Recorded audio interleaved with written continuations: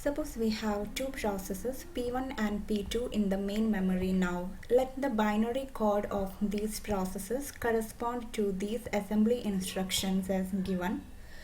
Let this instruction of process P1 is at memory location 1000 and let each instruction is of 2 byte and the next instruction is at memory location 1002 then 1004 and so on.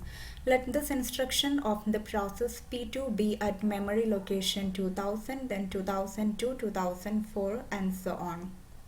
Assume P1 is the process which is being executed. So the processor is allocated to the process P1. So P1 is in the running state now and P2 is in the ready state now. P2 is waiting for the processor to be executed. So P1 is the process which is now executed. Hence, the processor program counter will be pointing to some instruction within the process P1. Let it be pointing to the instruction at memory location 1000. And when the processor is allocated to a particular process, that process makes use of all the processor registers, not only program counter, all its general purpose registers and special purpose registers. Suppose this processor is having just 4 general purpose registers. Now instruction at the memory location 1000 is executed. Load R1, A. This will load the content of memory location A to the register R1. Assume that the content of memory location A is 10. The value 10 is loaded to the register R1. Then the program counter will be incremented to point to the next instruction to be executed, 1002. Now instruction at 1002 is executed. Content of memory location B is transferred to the register R2. Again, program counter will be incremented to point to the next instruction, 1004. But before the processor could execute the instruction at the memory location 1004, suppose the processor is switching to the next process. Suppose the time slice expires and the processor is switching to the next process P2. Now P1 hasn't completed its execution. Later when P1 will be scheduled to run again in order to resume its execution from this point onwards, all these current context of the process P1, all these register contents which keep track of the current context of P1 will be stored somewhere. It will be stored to the process control block of the process P1. Let this be the process control block of P1 whose ID is 1. Now the program counter value 1004 and the registers now used by the process R1 and R2, their values, everything will be stored to the process control block of the process P1. So the current context of the process P1 is saved to the PCB of the process P1 so that it will be helpful when it resumes its execution later. Now, the process to which processor is to be allocated, that process is also associated with the process control block. Let this be the process control block of the process P2 whose ID is 2. And P2's process control block shows that the next instruction to be executed for P2 is at memory location 2002.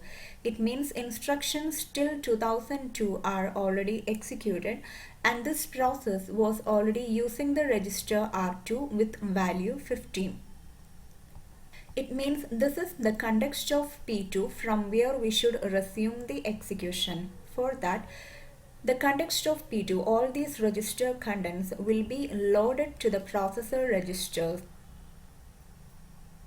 Now program counter will contain the value 2002 and register R2 will be having the value 15.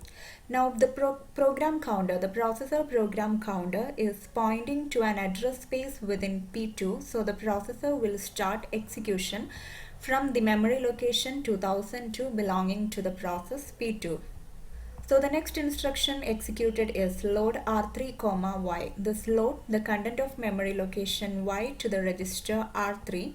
So R3 is now having the value 60. Then the program counter will be incremented. So the next instruction executed is add R2, R3. The content of R2 and R3 is added. Then again the program counter will be incremented to point to the next instruction. Then content of R2 will be multiplied with the value 2.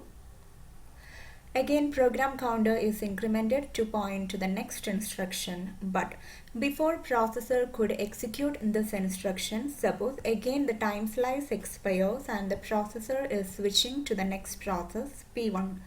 Then the current context of P2 will be saved to the process control block of P2. So the PCB program counter will now contain the value 2008, and it shows that now it is using the registers R2 and R3 with the values 220 and 16.